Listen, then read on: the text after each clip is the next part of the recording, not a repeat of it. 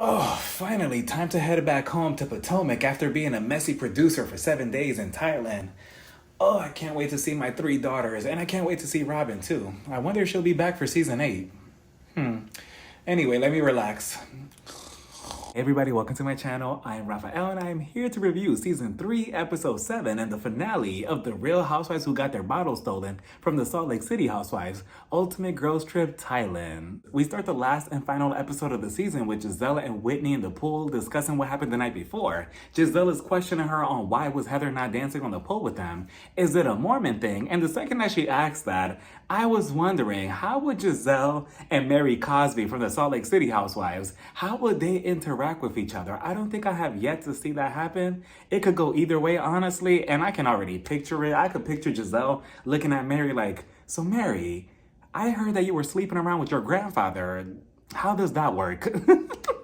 Like, I could just see it already. But Whitney, she feels that Heather has a freaky side to her deep down within, which I don't know how deep down within it is when we just saw Heather last episode completely naked with her ass to the camera so we could all see. So it's not too much of a secret. But Whitney, she gets out the pool before Giselle could even question her on anything else. You know, Giselle was sitting in that pool like, wait, no, Whitney, come back. I'm not done talking. I was going to question your husband about his finances.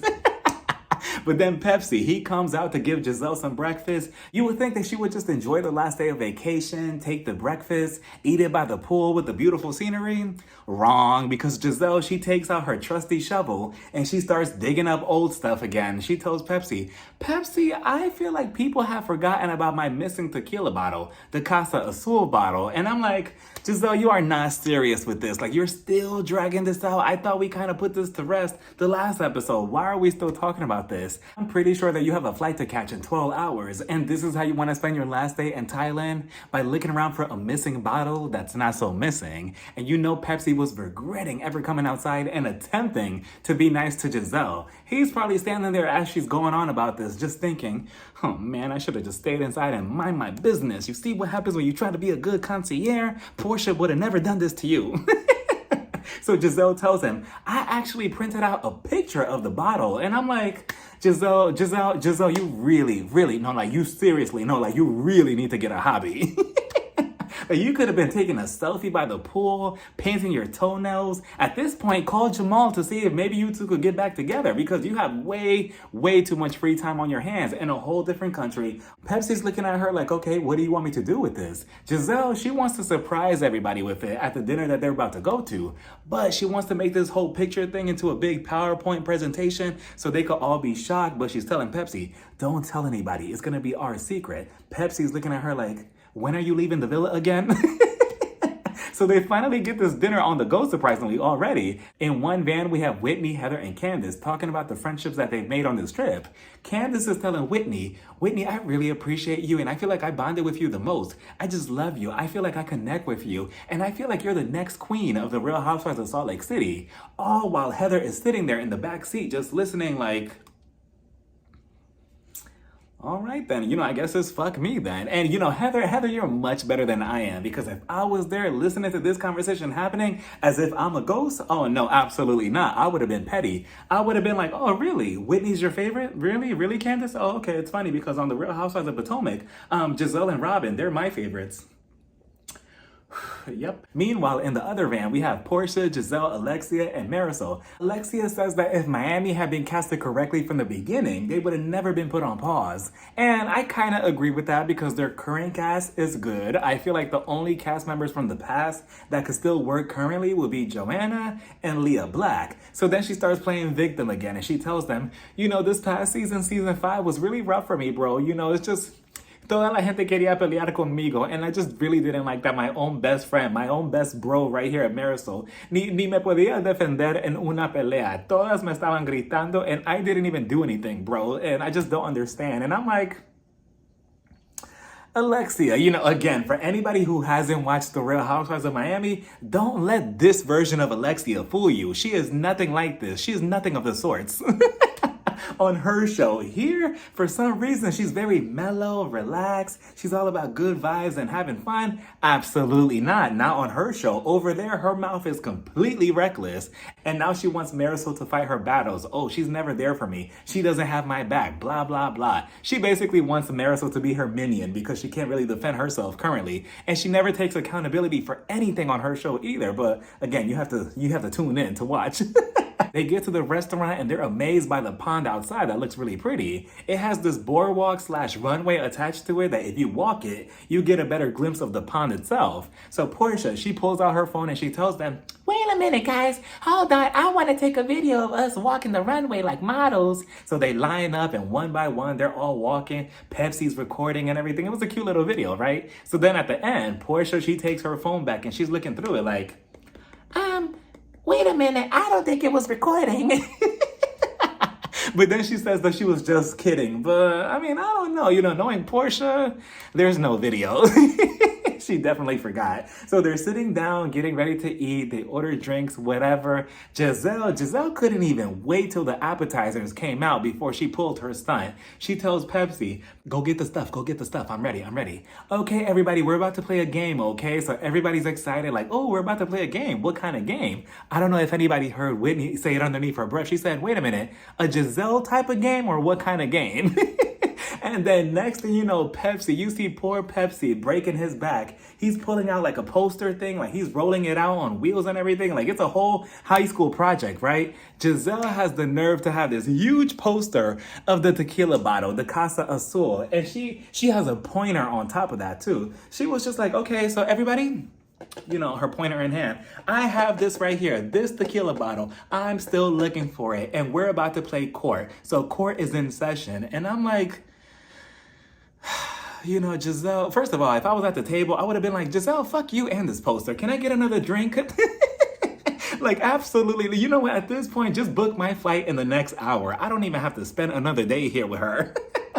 Like, this is ridiculous. So Giselle, she continues on. Okay, so, my Casa Azul bottle is still missing, and it really means a lot to me because Jamal, he gave it to me when I last saw him in Potomac. And, it really means a lot to me and I want it back. And one of you took it and we're going to get to the bottom of it. Starting with Portia. Portia, you're the first suspect, but I'm not really sure because you don't really drink like that. You don't drink this. And you said you were with Heather, right? So Portia, she defends Heather by saying, yeah, I was with Heather that night. Me and her were together, so she can't be the culprit. So Giselle was just like, okay, so, that eliminates you. That eliminates you too, Heather. And all I kept thinking about as Giselle kept waving around that stick was, imagine if she was a high school teacher. She'll be so annoying. I mean, she'll be one of those teachers that the students make fun of behind her back, like, did you see what Miss Bryan was wearing today? Or imagine her trying to teach a lesson in class like, excuse me, I'm trying to teach something here. You have a question? Go ahead, Johnny. Huh? What do you mean your mom's favorite housewife is Karen Huger? The principal office, now. She eliminates Alexia and Marisol from the suspect list because they allowed her to go through their room, so that only leaves Candace. And you know what's so funny about Giselle is that knowing that her and Candace have this huge tension from season 7, you would think that she would back off from Candace and just kind of let things play out, but no, she keeps poking and poking and poking at Candace repeatedly. And if Candace explodes on Giselle, what is going to happen? The same thing that Giselle always does. Play dumb and play confused, like, huh? Wait, what? Why are you coming at me like this? Why are you calling me names? What did I do to you? It's been done before, Giselle, so stop it. And Candace, honestly, she was being way too nice to Giselle because she keeps calling Candace a thief, a suspect, a thief, a suspect, when we all know that the real thieves are Whitney and Heather, yet they're not saying anything. They're staying quiet. They're letting Candace get all this heat because Giselle is delusional. So Whitney, she sticks up for Candace by saying, oh, no, I don't think that she's guilty at all. I bet you don't. And we know why. So then Alexia, she jumps in it and she says, there's not enough evidence here, honestly, bro. I think that we should just kind of call it quits.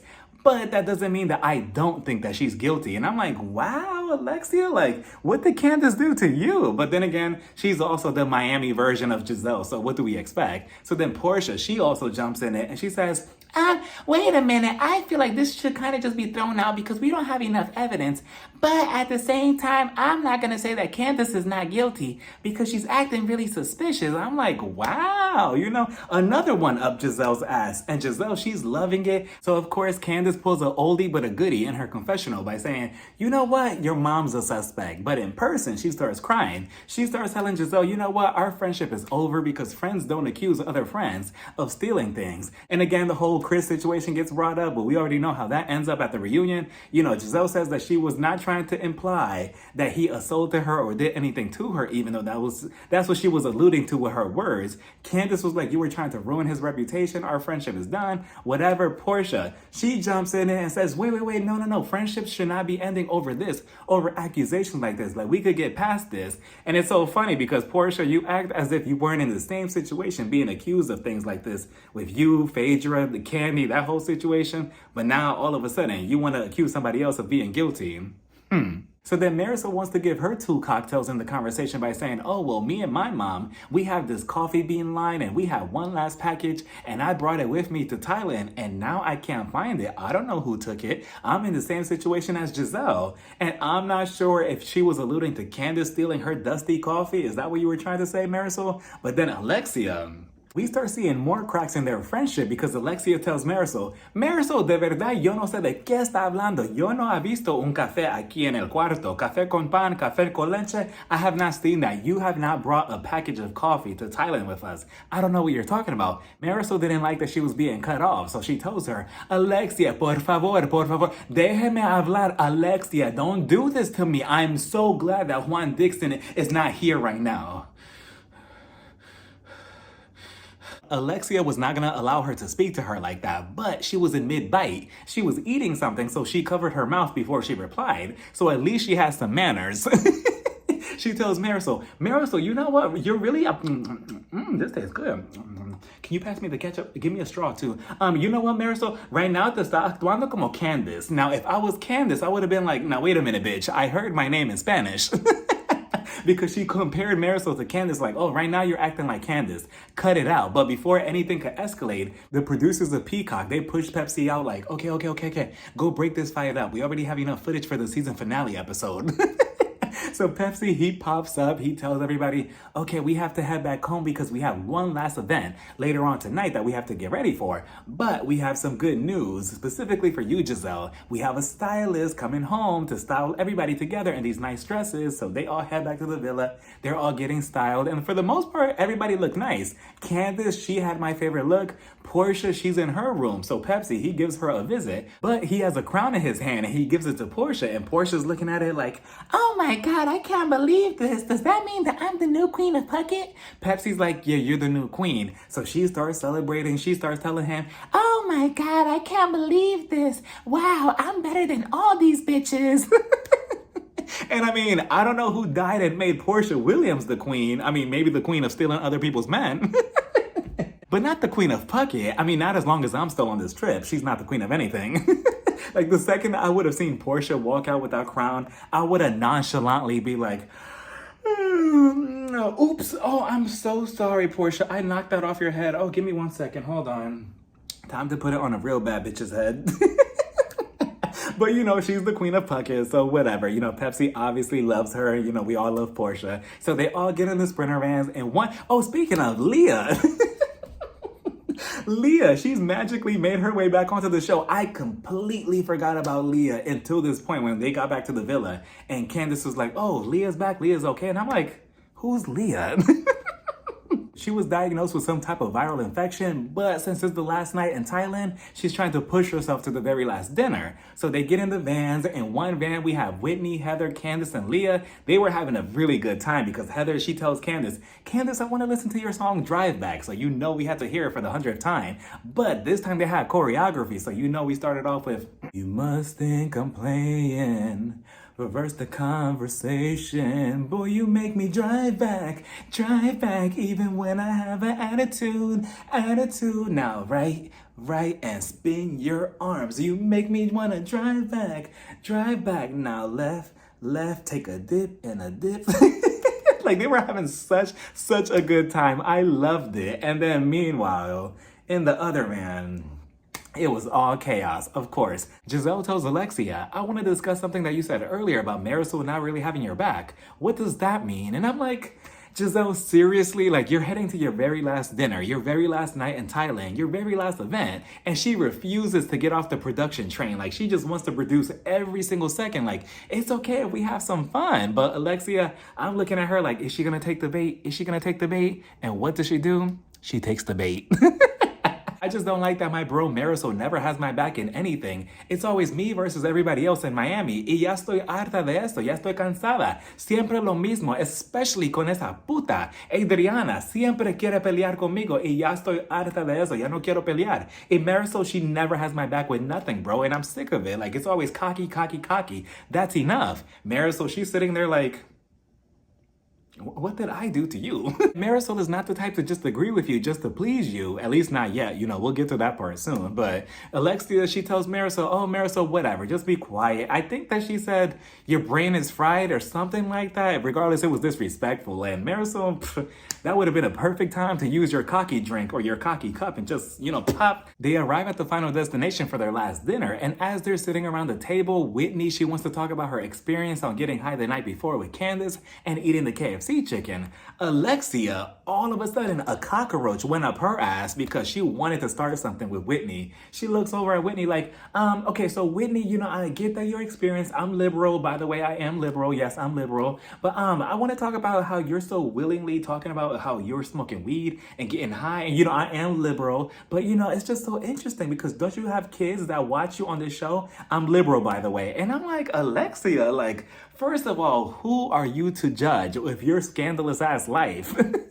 And the way your children, specifically Peter, look at the hot mess that he is, yet you want to worry about somebody else's children? Whitney tries to tell her that she understands her concerns, but she's doing everything well as a mother. That wasn't good enough for Alexia. Alexia tells her, that's not what I was asking you. Stick to the question. Whoo! Absolutely not. It could not be me. The way that cocktail in front of me would have been flung over in Alexia's direction, like, who are you talking to, lady? Your show just came back from the dead, and now you want to talk reckless to me about my children when Peter, your own son, has a whole history track record online that we could look up easily here on my phone? Like, and this is who she really is on her show, not that quiet shit that she's been trying to portray this entire season. I mean, she has her cool moments here and there, but this is who she really is, a judgmental person. She's worse on her show. So Whitney, she's kind of caught off guard, like, wait a minute, I feel attacked. Like, why are you talking to me like this? Leah, she jumps in it, and Leah, you know, I mean, it only took 7 episodes, but she kind of redeemed herself. Kind of. She tells Alexia, wait a minute, are you talking about this because of your experience with your ex-husband? I'm like, whoop. You know, Alexia did not like that. Alexia said, no, that's not what we're talking about. I raised all of my kids. So Whitney, back to you. Leah said, we're not done with this conversation. I need you right back over here. So Alexia, it's so funny that you're talking about Whitney's mothering skills when you yourself, weren't you married to a, and I'm not going to say the group's name, but were you not married to a so-and-so member? And as soon as she said that, I'm like, excuse me? I was shocked. I'm like, what? I was like, oh, Alexia, what are you going to say about that? And Alexia was just like, oh, no. That was before. No, I had my kids after. No, or before. No, I had my kids with some other man. No, it was different. It was a whole different situation. I was never married to him. And I'm like, oh, so now it's every excuse in the book, right? Okay. Even Whitney took a dig at Alexia in the confessional by saying, I just think it's so funny how Alexia is judging me as a mom when there's articles about her son beating up a homeless person online. And I'm like, wow. I mean, can you imagine if Whitney would have told that to Alexia's face? Whoo, the whole trip would have came to an end right then and there. It's crazy and hypocritical and kind of scary how Alexia really doesn't look at her own life and think, who am I to judge? But yet she could look down at everybody else. And then Giselle, in the confessional, all of a sudden she wants to have a moral compass. Oh, you know, I really don't think that you should judge somebody else for their mothering skills. Oh, this you understand, right, Giselle? But, you know, whatever. So then Marisol, you know, we already have one clown with Alexia. Marisol, She jumped into the line of fire, and she only did that because of what Alexia accused her of earlier about not having her back. So now she's trying to prove otherwise, except this wasn't the moment to do that, Marisol. Now it's going to backfire in your face. She tells Whitney, I get it that you want to be a good mom and everything, but a mom with self-respect, they wouldn't be on TV on a stripper pole at that. And I'm like, please tell me that was not Marisol who said that. Like, Marisol, the audacity between you and Alexia, like, this is way too much. Why did she bother opening up her mouth? I mean, the second that she did, everybody was just piling up on her, and Alexia, rightfully so, they were just getting jumped. Left, right, in the back, down the middle, everywhere. I'm like, oh, defend yourself, Alexia.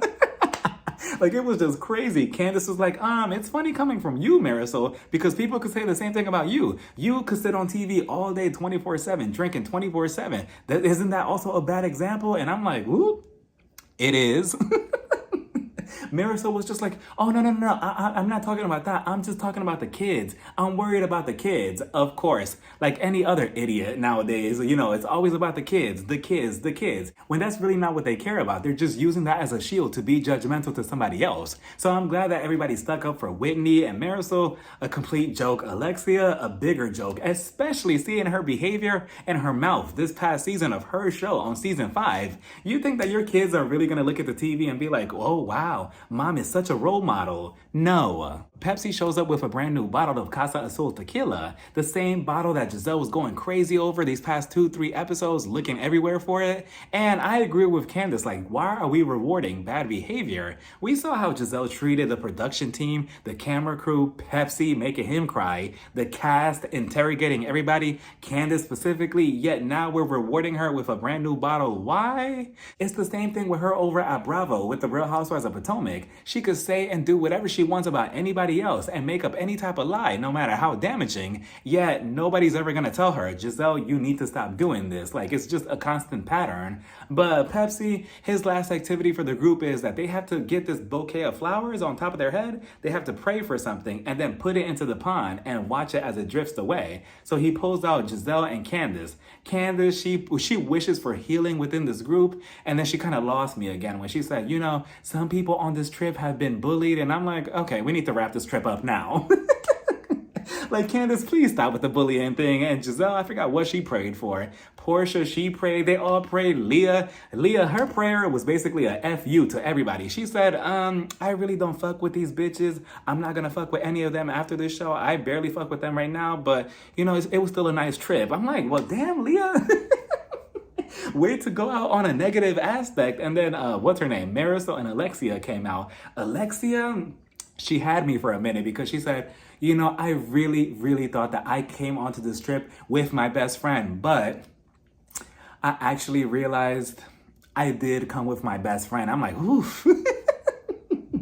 I was shaking for a second. I'm like, wait a minute. Is their friendship officially over after this one-day trip? Like, that is crazy, but that was cute. Marisol was crying. Whitney and Heather, they did their little, prayer or whatever, but honestly, I don't buy it for either one of them because the second that Whitney gets back to Salt Lake City and she calls Lisa Barlow, she's gonna be right up underneath her ass going up against Heather again for the 100th time and getting body slammed against a window, possibly. But they all reunite one last time to say goodbye to Pepsi. They're all giving him his gifts. There was one gift specifically that I'm very nosy about. It's the envelope that Giselle gave to him. It was pretty thick and I feel like it had money in it. But the nosy part of me wants to know, just between me and you, I want to know, how much money do you think that they actually put in the envelope?